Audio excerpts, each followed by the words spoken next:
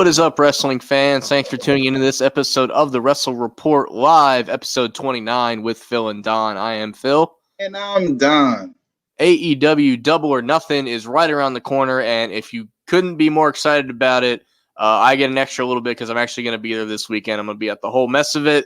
We got Dynamite on Friday, the Fan Fest on Saturday, the pay-per-view itself on Sunday with a vlog soon to follow, so definitely look out for that. But on top of that show, we have plenty of other things to get into today, and AEW, NXT, WWE going back on the road, a whole bunch of things. But before we get to any of that, we're going to pick up right where we were at the end of the last episode when we told everyone that we ended up, thanks to Don's quick maneuvering, getting us into the Raw Thunderdome. So last week, or what was it, last week now? Is it 2 weeks now at this point? Last Monday. It was last Monday. Okay, so we're going to start there with our Raw Thunderdome experience, which sounds dirtier than I meant it, but it is what it is. So Dawn technically, so we had different call times is what they're using at. Yeah. Dawn was getting in at 9:45 and I think I had 10. So he got in, I think, pretty quickly. I actually had to refresh the page a few times. So how was it for you getting in? I actually had to refresh a couple of times too. I was like, it was saying I was on standby. So, and then like it gave me a timer to try to enter again. So then I was able to finally get in after like maybe the fourth refresh. I texted you. I was like, "Are you in?" And he said, "No, I'm waiting. I texted you. I sent you a picture of I was doing the same thing. So that was weird, but I got in. Unfortunately, I didn't get the good gracious to see myself. I will start here too. Right when you click into the thing, you get this like kind of a preemptive thing. They were they give you three little icons. It says, we encourage you to wear WWE merchandise, be in a well-lit area, just a little like precursor thing. So I thought, all right, that made sense. And then, I was in kind of the waiting room thing, waiting and whatever. And Dawn definitely got in before me, but I got in at just the right time, I guess, because I'm going to see if I can screen share this bad boy right now. I was able to get this picture. I was front and center there. You see me in the bottom. I wore my 10 pounds of gold NWA belt to kind of stand out. That way, if I did see myself, it'd be easier to spot. And there I am, smack dab in the middle of the John Morrison and Damian Priest match. And to be honest, I only stayed in for that, how do I unscreen this? There we go. I only stayed in for the one match. Like, it was kind of late. 10 o'clock but the experience itself was okay. It's a cool concept, and I'm glad they did it. It's run its course, and we're ready to just have fans back, which we're going to talk about here in a minute. But I can't see myself sitting there like really cheering. I did do a few fake let's go, just because I knew I was front and center, and I like pretended to clap just so it looked good on camera for a minute. But overall, it was cool. It was dumb luck of the draw that I got, front and center. I've never gotten a seat that good in real life, so at least I could get it virtually.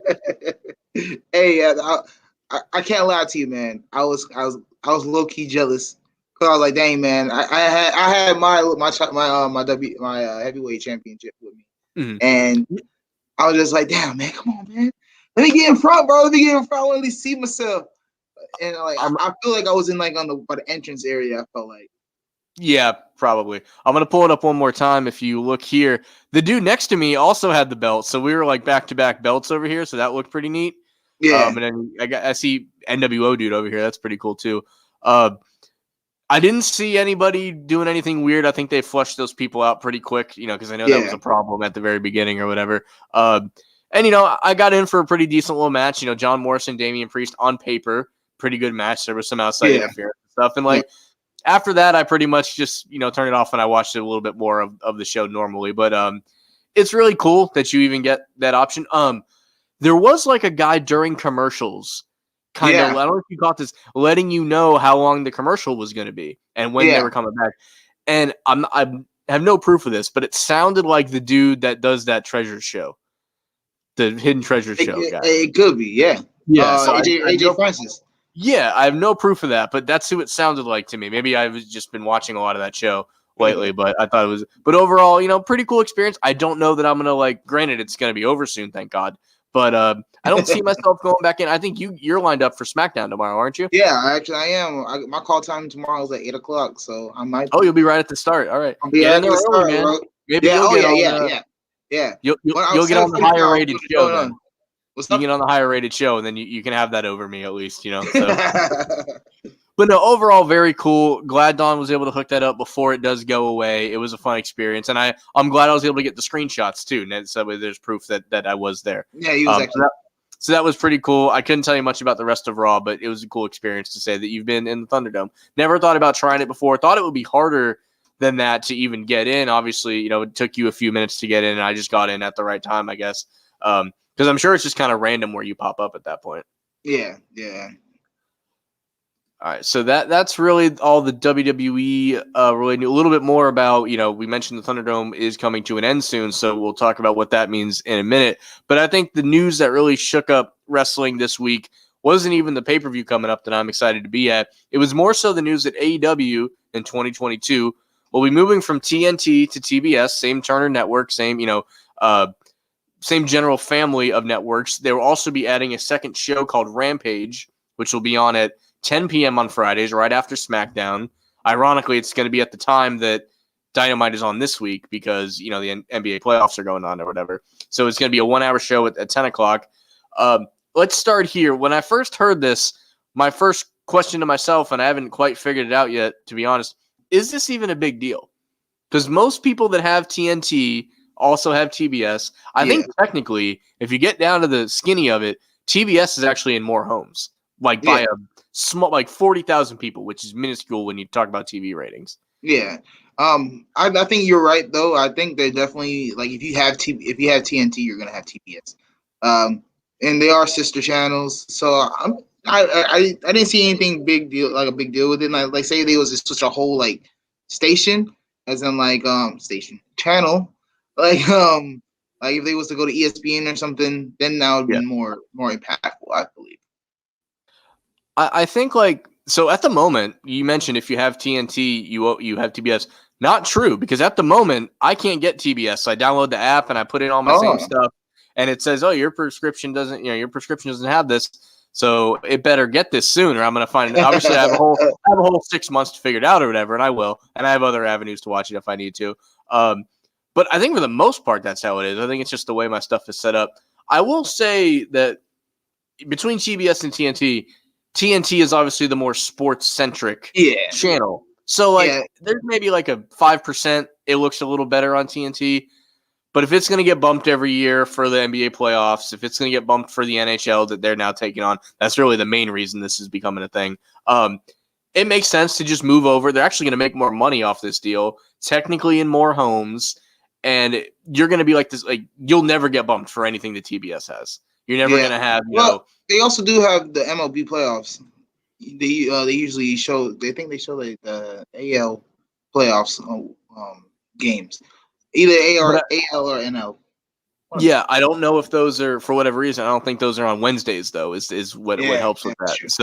So I don't see them really getting bumped for much of anything. And if they're going to be the king of that channel, where no matter how popular they get, they're never going to beat NBA playoffs on TNT. That is literally what that channel is based on. NBA playoffs are going on right now, actually, which is why they're on 10 o'clock tonight. Well, I don't know if you saw the meme, but I knew there was no Dynamite yesterday, but I still I was in the mode to sit down and watch it. Yeah. Which luckily I worked late on Tuesday, so I didn't get to watch NWA. So I watched NWA in my AEW time slot. Nice. So you got your wrestling fix. I do. I still got the fix. So overall, I don't think this is a huge deal, but it's maybe a small deal. It might take a little bit of time for people to switch over. But I think the bigger news here is that the second show is officially happening 1 hour, 10 p.m. on a Friday. And I think it's while the ratings might not be spectacular in that time slot, I think it's going to give them the freedom to do a lot of cool storylines and give, you have a show on Wednesday and a show on Friday, you can carry a storyline over with only 1 day separating the two. Mm-hmm. There's a lot of things they can do. I think they're going to me, though, that's a lot of content. I don't know how you're going to film your 2 YouTube shows, Dynamite, and I think eventually this AEW Dark Elevation is going to end up being the only one. They're going to they're going to severely trim the original AEW Dark or something. Or they can film all that at the Nightmare Factory, right? And just all those guys are your, lower, mid, not even signed kind of guys. That might be the way you get all that content. Like a beginning stage of NXT type thing. Nexus. Yes, exactly. And so, little shot behind the curtain here. When I go to Dynamite, the 10 o'clock Dynamite on Friday, doors are opening at 8, and they're filming 2 hours of dark from 8 to 10, and then we will go live for Dynamite at 10. So they're going to do similar things to that, I think, once they go back to touring, which they hit Miami, and then they're going to hit Texas a whole bunch of times. So I'm interested to see how – and I'm sure they're still figuring all that out. And I'm curious if Rampage is just going to be what Thunder was to Nitro, or is it going to be more interview-based? Is it going to be, only a match or two with a lot of – it would make sense to me, too, if it was like a recapping of all stories and then a match or two. It's like this happened on Dark and then this happened on Dynamite. Because like that is one thing that a fair criticism of AEW can be sometimes. If you don't watch every little thing they put out, you can get lost in storylines sometimes.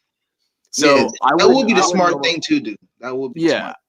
I think it would be a smart thing to do, like a summaring show. That way, if you missed everything, here's what went down in the world of AEW this week kind of show. And then the end of it is a main event with a cool match that you would want to see. Mm-hmm. Yeah. So other than that, there is, we got the Dynamite itself. I think is gonna be fun, and I'm really looking forward to the Fan Fest. But then, of course, we have Double or Nothing itself going on. The show itself, the card looks amazing, and they even threw a battle royal in there for me, so I appreciated Tony Khan doing that for me. Because they didn't get to have the what is it called? They didn't get to have their battle royal. Battle royal, right? I think they didn't get to have it last year. Yeah, because like they had enough people to run the show, but COVID was a lot more prominent, so they weren't like just getting wrestlers from all over to jump in here. And of course, there's we won't preview every match or whatever, but like that seems like Christian might win that because he's in it, and like that would make the most sense to me. But there is always that Joker card. You never know who's going to show up as a surprise. Some people have said, Paul White's going to hop in.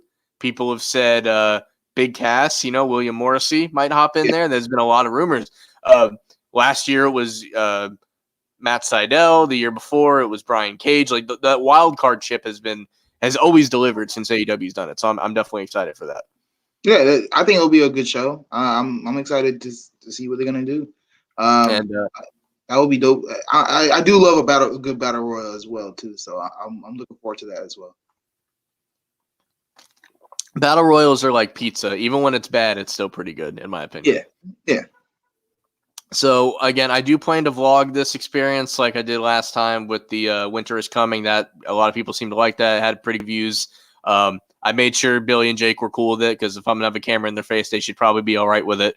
So we're gonna vlog this one again. And this one's going to be – it's a 3-day thing, so I might not do as much stuff on each day, but I want to just summarize the whole experience. So don't be shocked if there's not a lot of clips from Dynamite so I can save stuff for the Fan Fest and the pay-per-view itself. So we'll see how that all goes down. And again, I'm not going to preview the whole show just because it's a really long card, but I look forward to talking about it, the week after our experience there and everything. And maybe I can get one or two of the guys on there.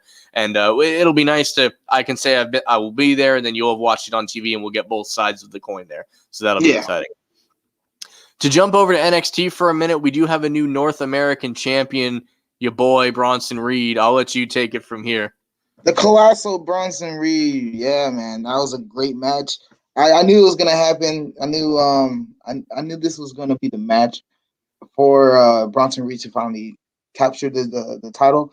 I think he should have won it at Stand and Deliver, but I'm okay with it because it was a hell of a match at the end of the day. I knew Johnny Gargano was going to take the tsunami from the top of the cage. Well, he technically not from the top of the cage, but damn near top rope. Yeah. So that still hurts. But yeah, hell of a match. And I'm happy for him. And it looks like he's going to get a new feud into with Santos. When you think about it, it might as well have been the top of the cage because he's on top rope and then he's on his shoulder and he's not short by any means. Yeah. So if anything, he's parallel with the top of the cage at that point. Yeah. I don't know if it's just and I've said it many times, I'll say it again. I love the dingy and grittiness setup of the way NXT's doing stuff, within this closed circuit. And maybe it's because of that, but this cage match just felt like death. Like it was like, I mean, we've seen a million cage matches in WWE over the past, 2 years even. And I don't know, it just felt like a lot more important. And it felt like Gargano was worried about getting out alive more so than even retaining his title. And it made Bronson Reed look great. Obviously, he had a lot of, there was a lot of pushes in mind for him before he got injured. I think the rumor was before Pat McAfee got his stable together, he was just going to manage and be the mouthpiece for Bronson Reed. That was originally what Pat has basically said they wanted to do, and then he got hurt. So then they kind of, sidestepped into the tag team when they added Pete Dunne. It all worked out great, but I'm kind of interested how that would have gone. So I'm glad to see that it didn't derail him too much. He was able to get right back into the plans they wanted for him. Gargano as the placeholder is, the best placeholder you can have. So I thought it's great. It's exactly what this title is meant to do, especially on NXT. Who's a couple people you want to see him, challenge for his title now that he has it? I'm looking forward to the Santos feud. I think Santos and him will have a hell of a match. I even tweeted this out. I was like, I think I said, I'm all for Santos versus Reed. I'm all for it. I wouldn't mind Dexter Lumis, but I still don't think Dexter Lumis needs the title because he's still prominent without the title. I don't think he needs a title. I agree, but if he eventually wins one, it's going to be interesting. Like he doesn't need one all the time, but if you just if for one time he has one, I think it'll be pretty interesting. Talking about tweeting stuff out here, if you want to just take a look, our Twitter handles are here. Give us a follow, give us a tweet. Let us know what you think of AEW moving to TBS. Let us know what you think about the new North American champion, and just kind of let us know what's going on. And all comments and tweets will be read on air. A little bit more belt talk here. We're going to go across the pond for a second in New Japan. Will Ospreay's IWGP championship was vacated. I don't fully remember the injury, but I'm sorry? It was a neck injury. Neck injury. So between this happening and Okada, who, let's be honest, is like the John Cena of Japan, they can always throw the belt on him when necessary, currently has COVID, which is becoming less and less of a story, but at the moment he has it. Kind of a kick in the pants there for New Japan, and I'm more curious. I don't know who they want to throw in line for that at the moment, and you got the next title down is the U.S. title. They just got rid of the IC title. The U.S. title is still John Moxley, and he's over in the United States. So, like, they're without their top two belts on daily programming right now, which is kind of, that's got to be hurting over there. So I'm curious what they do if they do some sort of tournament or something. New Japan is very sports-centric, so they can find an easy way to, like, they could do a tournament, and just I think they can do a tournament. I don't know if they do battle royals in Japan. I don't know that I've ever seen one. I'm gonna have to do some research, and maybe they could create like their first ever like New Japan Rumble kind of thing, and that would be cool. But that's just wishful thinking from a guy that loves battle royals. So I'm just interested to see what happens with that. We will keep tabs on who the next. And the title is vacated, so they do know that he's going to be out for a decent period of time. And there's plenty of guys there that can pick up that ball and run with it. Maybe you get it back to Ibushi for a little bit. Maybe, Switchblade wins it a second time. But you never really know. A little bit of WWE talk, too. They've announced that July 16th, which is the day before I get married, fun fact, they will be moving back to touring. A lot of Florida, a lot of Texas. They've announced SummerSlam is going to be in Vegas. So between AEW getting their full crowds starting on Sunday, and then they're going to move into other places. Not that the pandemic is over. I don't want to get political about it, but in terms of wrestling, the wrestling pandemic is coming to a close at this rate, unless something takes a huge turn for the worst. So to me, that poses the question. This is actually going to take the place of our top three this week.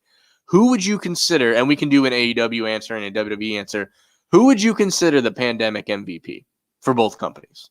Both companies. Yeah, so, if you only have one, that's fine. But so for WWE, I definitely at first I was thinking like, okay, it's probably Bayley and Sasha because they was on all three brands at one point. That's true. And then I would also say Drew. I would say there's a handful. Drew, Bayley, Sasha. Hell, even the Street Profits. They've been great.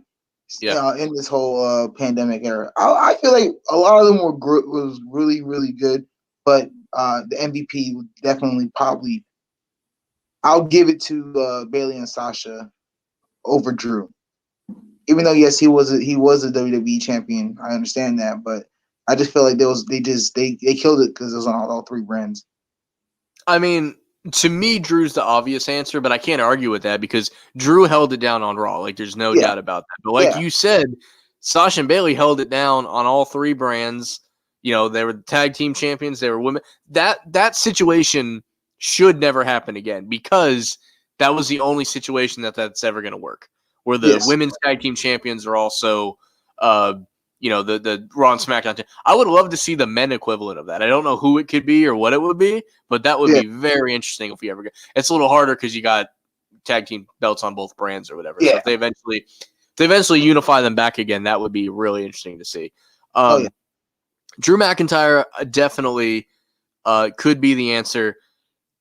To me, the other no-brainer, even though it died a little short of the pandemic being over, I think we said it multiple times when they were around. The Hurt Business was the only interesting thing on Raw for the long, and it's hard to give credit to anybody for that. Obviously, the guys played their parts to a T, but that whole thing was the brainchild of MVP. We all know that. So to me, if he's not the MVP, he's the unsung hero of the pandemic because that I would have loved to see. And I watched a little bit of Raw, the past week or whatever, and they had Shelton versus Cedric, and now they're feuding. So like them getting back together is not going to happen, which is and maybe way down the line because they deserve a pop of reuniting with Bobby at some point with a crowd there. So Sasha Bayley, great pick.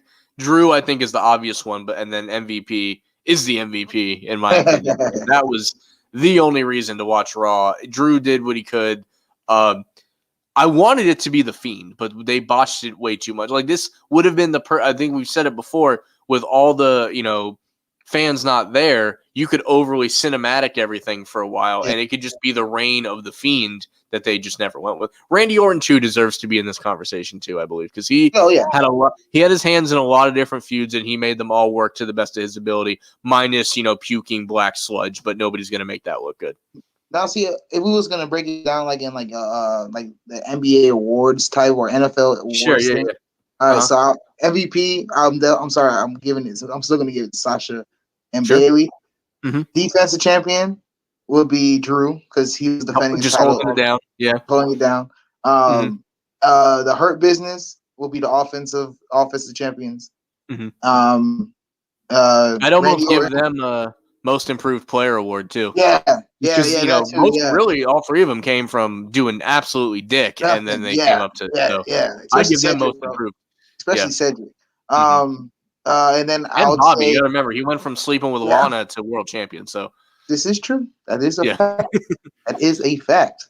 And he had the whole sisters thing. Oh, that's a whole nother conversation. Yeah. No, I want to and I'll give Randy Orton sixth man of the year.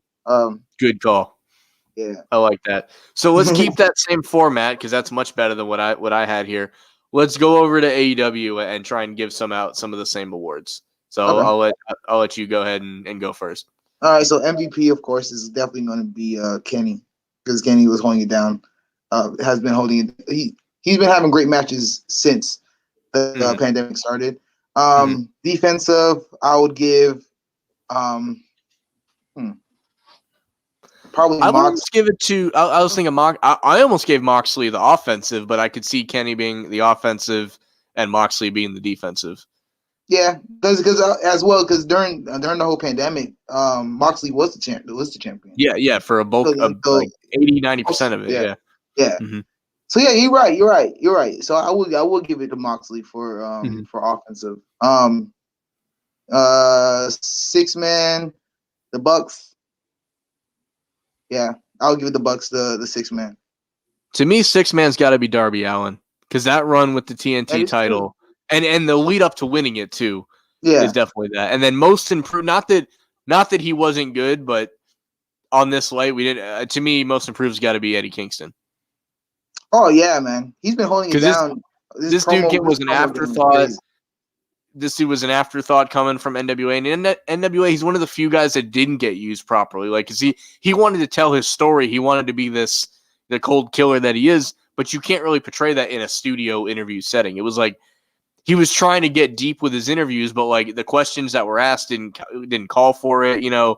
It's like he reminded me, and I hate to say this because I've become such a huge fan of the guy, but like when he's in NWA, you ever like back when you had like a crappy retail job and you see a customer come up and you're like, hey, how you doing today?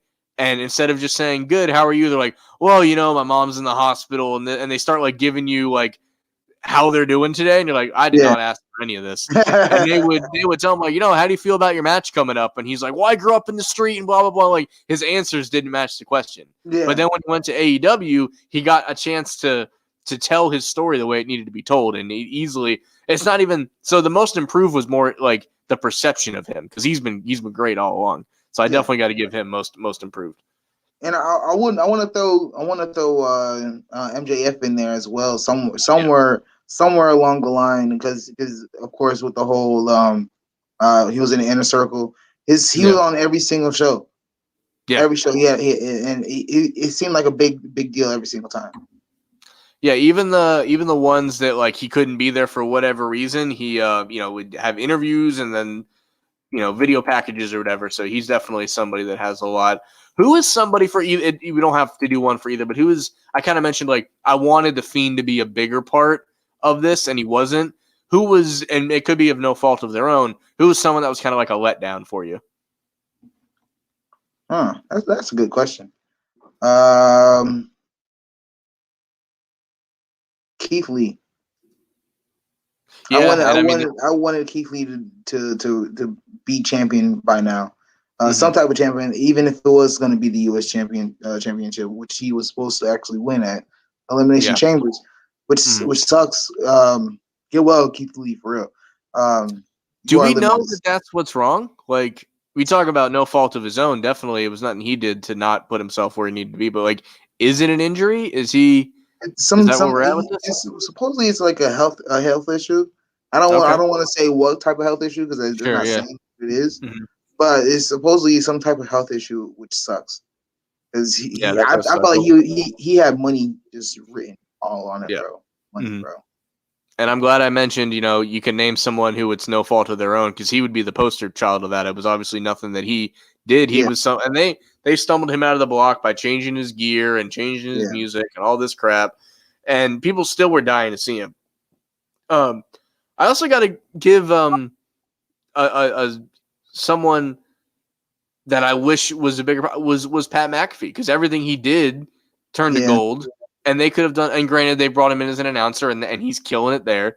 But he should have. He still does not have a win, and they're literally using him on SmackDown, saying like former NXT superstar Pat McAfee, like he was just another wrestler right now. Like that's the way he's being described. Like, how do you not put him in a match with? I don't even care who and have, one of his guys, cheat to help him win at least one thing. Like, I hope at some point he's on SmackDown and gets into it with somebody. Maybe it's Baron Corbin because they used to be buddies. They used to be teammates. That's a story that they need to tell. And maybe he can beat Baron Corbin or something. That would be a story that I want to see. So, again, no fault of his own because he knocked him out of the park. But Pat McAfee, it worked. He was sitting there. He wanted to be there. He created ratings, he created buzz, and they could have used him tenfold as what they actually did. Oh yeah, for sure, man. And he's definitely athletic enough to actually do a lot of stuff as we saw. Yeah. Yeah, there's nothing. He's not someone you have to like protect or whatever.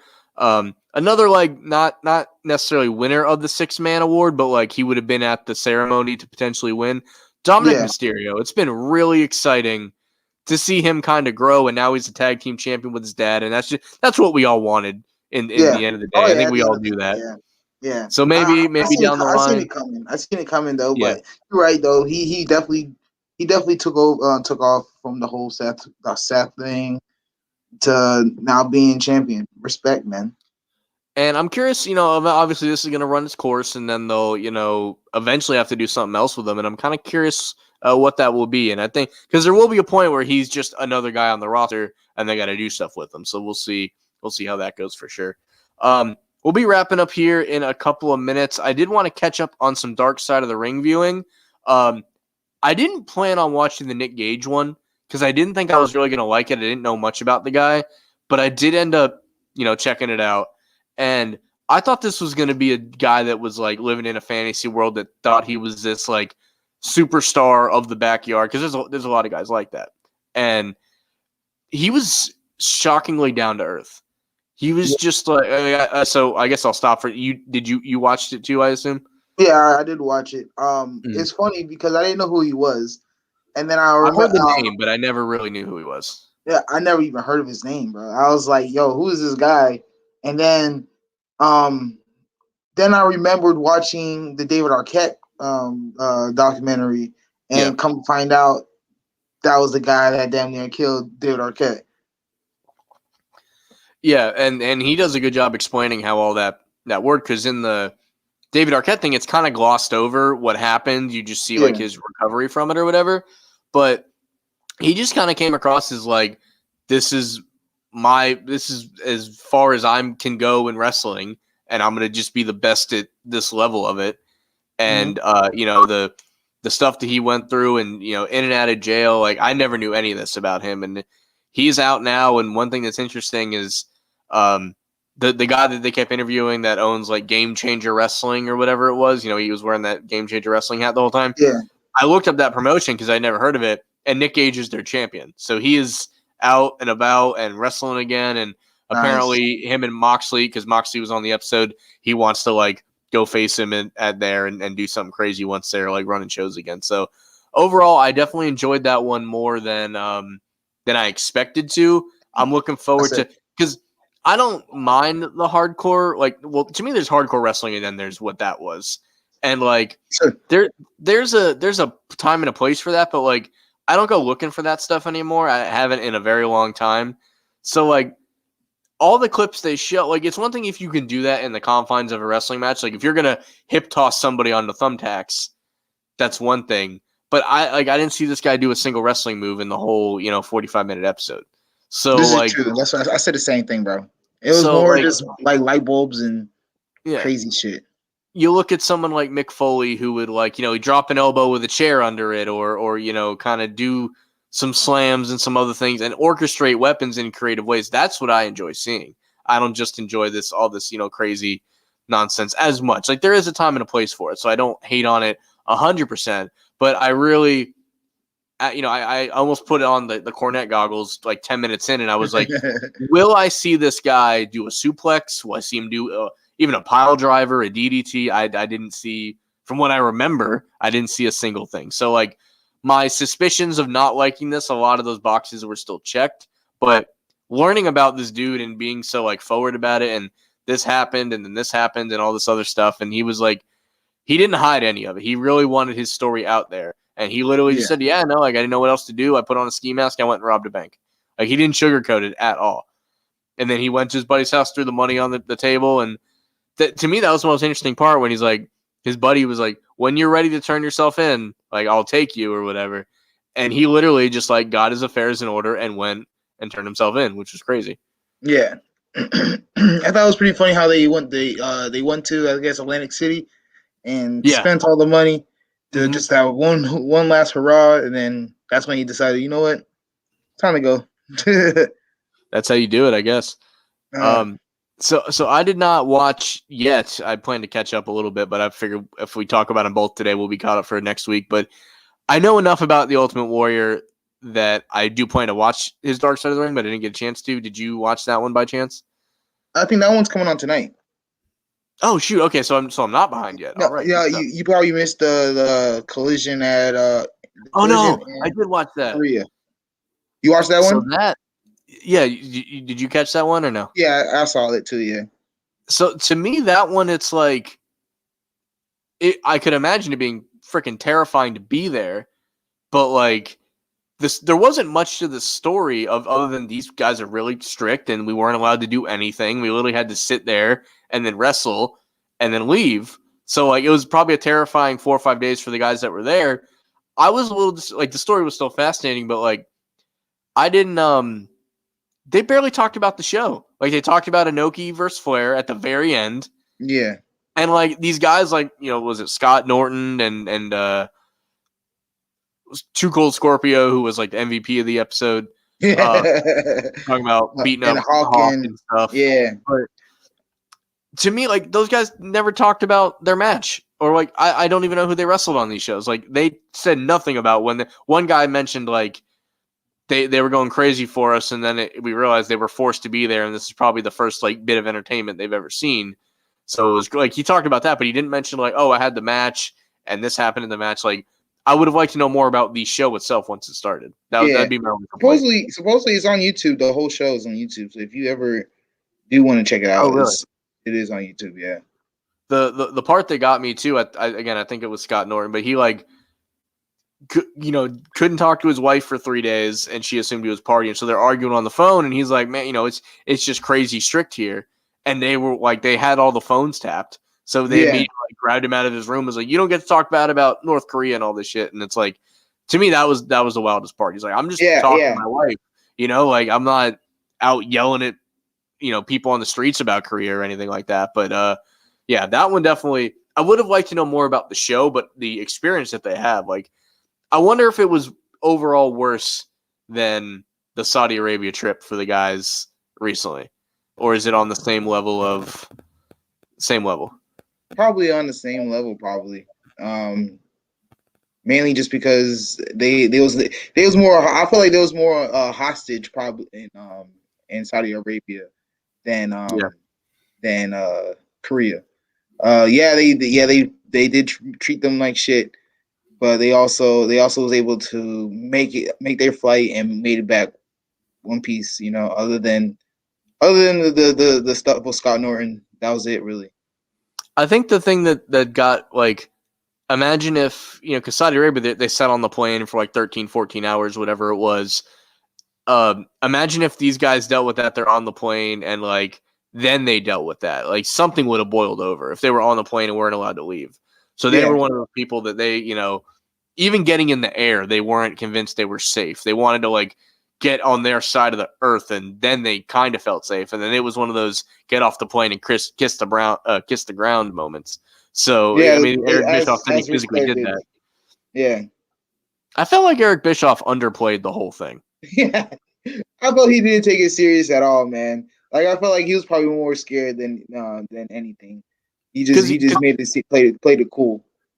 He talked about like, oh, I decided to wake up like 5 a.m. and go on a jog in North Korea, and I got like stopped. And it's like, not that you should get stopped just for jogging, but it's like if you're a North Korean, security person, and you just see this white dude running around at 5 a.m, like, I'd probably stop you too if I'm that guy. Yeah. So, but no, that part got me, like, Too Cold Scorpio trying to prove how tough he is, and then Eric Bischoff downplaying the entire thing were the highlights for me. Yeah, I would say the same thing. The pool table incident was pretty cool. I thought pretty funny as well. The guy smashing the balls in front of them just because Scott Norton hit the ball off and of it came off the table. Yeah. I was more surprised that they had a pool table in North Korea in the first place. I was surprised about that too. I didn't know they actually had a pool table there. Yeah, they do have fun in North Korea, I guess. Respect. All right, guys, I think that's just going to wrap it up for us. Normally we'd go a little bit later, but I got some packing to do for the weekend. So I hope everybody enjoys the great AEW weekend, and we'll be back next week to review the whole show, which will be, luckily, our 30th episode. So look out for that, and we will see you guys next time. Yes, sir.